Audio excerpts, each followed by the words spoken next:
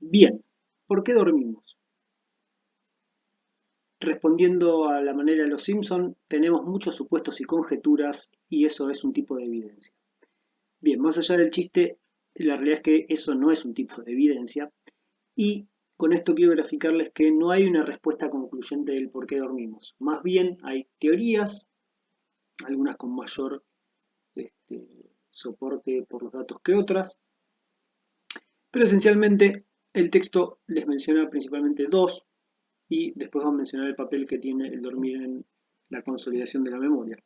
Las dos grandes teorías que menciona son por un lado las teorías de la restauración, dormimos para restaurar funciones corporales, para volver a estar despiertos, pero la realidad es que no se han encontrado marcadores fisiológicos, cambios fisiológicos que se restauren, digamos, no cambios, variables fisiológicas que se restauren eh, con el dormir, por lo tanto esto sigue estando en el terreno de las teorías. Y otra teoría en términos evolutivos es la de la adaptación. Dormimos porque esta conducta fue seleccionada por su ventaja evolutiva y de adaptarnos al ambiente, ya que cumple doble función de alejarnos de los problemas. Esto quiere decir, al dormir, pensemos en un animal, se refugia y se aleja de estar circulando durante la noche y estar expuesto a depredadores nocturnos, por ejemplo. Y por otro lado, el dormir también nos pone en un modo, como pongo acá de manera muy graciosa, en modo ahorro de energía. Nos ponemos en gran parte de nuestro dormir, que es el sueño no REM, entramos en ese estado de, como veíamos hace un rato, de muy baja consumo energético. Por lo tanto, eso también es una variable importante para aumentar nuestra probabilidad de supervivencia. Pero vamos a ver que para mí la hipótesis más fuerte es el papel que tiene el dormir en la consolidación de la memoria. Evidentemente dormimos no solo para, siguiendo esta teoría, no solo para consolidar nueva información, sino que seguramente dormimos por otros, también para realizar otras cosas que, como les decía, no están claras, pero en lo que respecta a la memoria hay indicios de que dormimos para consolidar información. Ahora después lo vemos bien. Lo que sí está claro es que la privación del sueño tiene impactos. Les recomiendo que lean el apartado de su texto que se llama la noche más larga, si no me equivoco, en la cual se relata el caso de un adolescente que estuvo 11 días sin dormir como experimento. Y obviamente esa persona sufrió ciertos cambios y experiencias bastante desagradables del dormir, como inclusive alucinaciones, variaciones de su humor. Eh, Trae aparejado, y sabemos que la privación del sueño trae aparejado una mayor activación del sistema nervioso simpático y por lo tanto de nuestro eje hipotálamo, hipófisis adrenal. Esto ya lo vimos la semana pasada, esto trae un aumento de la liberación de cortisol, del consumo energético, de aumento del ritmo cardíaco. Hay que vemos que a largo plazo, por ejemplo acá, ¿no? Los efectos de hipertensión, enfermedades cardiovasculares, trae efectos muy similares a los efectos que trae el estrés crónico. Esencialmente no dormir nos estresa. Va a fluctuar nuestra performance cognitiva, eso lo van a ver bien claro cuando lean ese apartado que les cuento de la noche más larga.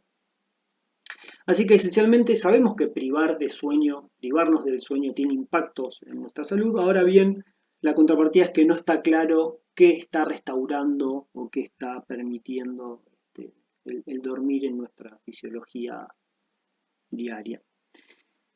La misma pregunta, a ver, un detalle que charlábamos, ¿no? De por qué dormimos, es eh, que el sentido común nos dice que dormimos para descansar. Lo que explica el texto es que para descansar podría simplemente bastar con estar en un estado de reposo, cerrar los ojos, relajar, etcétera. Como veíamos, nuestra actividad cerebral, predominan las ondas alfa, hay ciertos cambios que simplemente con ese descansar podríamos cumplir con el criterio de de descansar. O sea que no es necesario exclusivamente el dormir para descansar. Entonces eso es lo que, como veíamos, trae aparejada esta serie de dudas de por qué dormimos entonces. La misma pregunta nos la podemos hacer para qué soñamos. Como les decía, hay muchas hipótesis y pocos datos.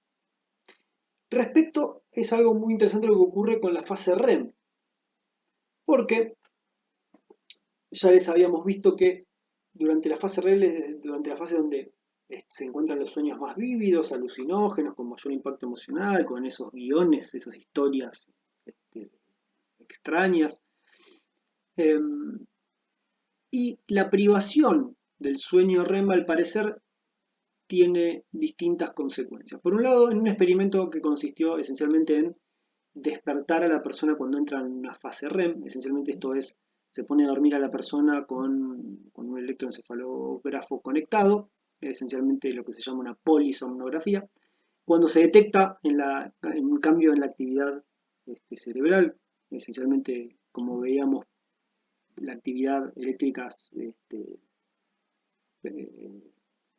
característica del sueño REM, a la persona se la despierta.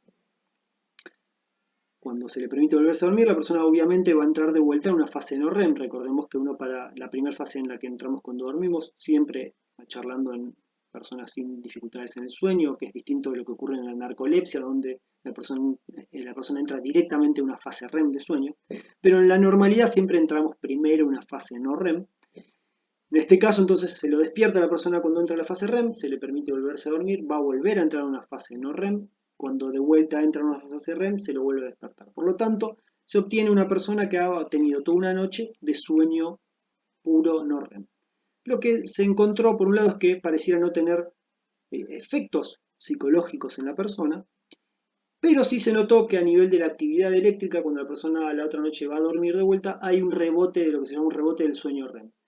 Va a pasar más tiempo durmiendo, va a pasar más tiempo en la fase REM que en la fase no REM. Pareciera ser que hay una especie de compensación o sobrecompensación de la falta de sueño REM que hubo por la privación.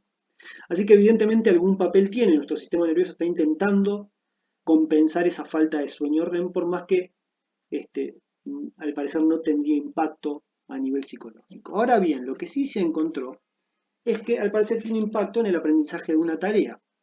Esencialmente se hizo un estudio en donde se puso a un grupo de personas a aprender ciertas tareas y a un grupo se la privó del sueño REM y a otro grupo no. Lo que se encontró es que las personas del grupo que fue privado del sueño REM no mejoró tanto su aprendizaje de un día hacia otro, o sea, transcurriendo el sueño, que lo que le ocurrió a las personas que sí tuvieron un sueño REM y no REM, que sí mejoraron más que las que fueron privadas del sueño REM.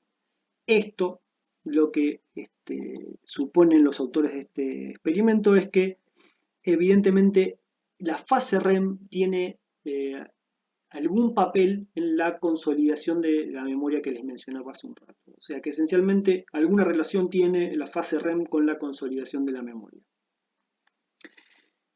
Ahora bien, el soñar que ocurre durante esa fase REM, ¿cuál es su función? Algunas teorías lo que dicen es que no tiene ninguna función, esencialmente es un efecto colateral de los procesos de consolidación de la memoria que ocurre durante la fase REM y por los cambios en la actividad y en el control eléctrico, en el control que ocurre entre el tronco cerebral, el tálamo y la corteza cerebral, digamos. Esta actividad característica eléctrica que ocurre en la fase REM.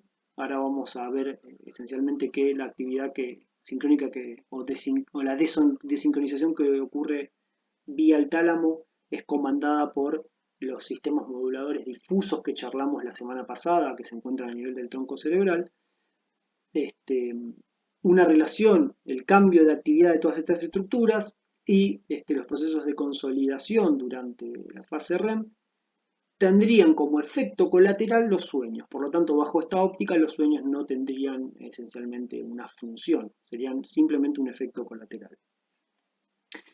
Vamos a ver ahora en el video siguiente, como les adelantaba, que el papel que tienen los sistemas moduladores presentes a nivel del tronco cerebral en las distintas, en el pasaje del dormir al estar despiertos y la modulación en las distintas fases del dormir.